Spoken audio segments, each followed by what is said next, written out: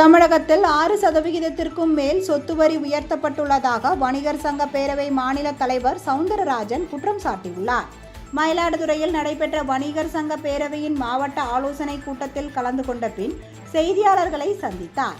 அப்பொழுது பேசிய சவுந்தரராஜன், தமிழ்நாட்டில் சொத்து வரி 6% உயர்த்தப்படும் என்றும் அறிவித்துவிட்டு பல மடங்கு அதிக அளவில் வசூலிக்கின்றனர் என்று குற்றம் சாட்டினார். கடுமையான சொத்து வரி உயர்வை தமிழக அரசு திரும்ப பெறாவிட்டால் மே மாதம் 5ஆம் தேதி சென்னையில் நடைபெறும் வணிகர் சங்க பேரவையின் 42வது மாநில மாநாட்டில் தமிழக அரசை கண்டித்து மாநில அளவில் போராட்டம் நடத்துவது குறித்து ஆலோசனை செய்யப்படும் என்று அவர் அப்பொழுது தெரிவித்தார். இது எந்த கணக்கு என்பது வணிகர்களுக்கும் தெரியவில்லை, பொதுமக்களுக்கும் தெரியவில்லை.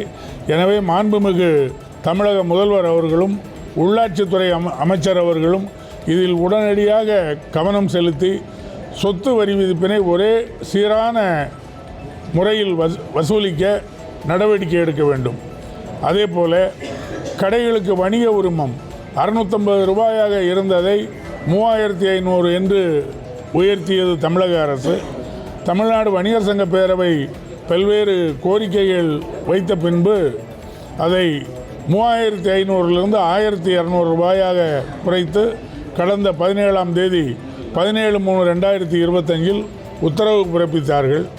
அவர்கள் தாமதமாக உத்தரவு பிறப்பித்த காரணத்தினால் 31/3/2025 வணிக உரிமம் நிறைய வணிகர்களால் புதுப்பிக்க முடியாமல் இருக்கிறது. அதை இந்த நடக்கின்ற ஏப்ரல் மாதம் முழுவதிலும் அபராதம் இல்லாமல் வணிக உரிமம் கொடுப்பதற்கு வழிவகை செய்ய வேண்டும்.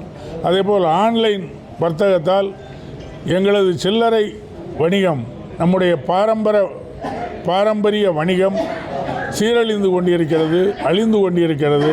இதை காப்பாற்ற வேண்டும்.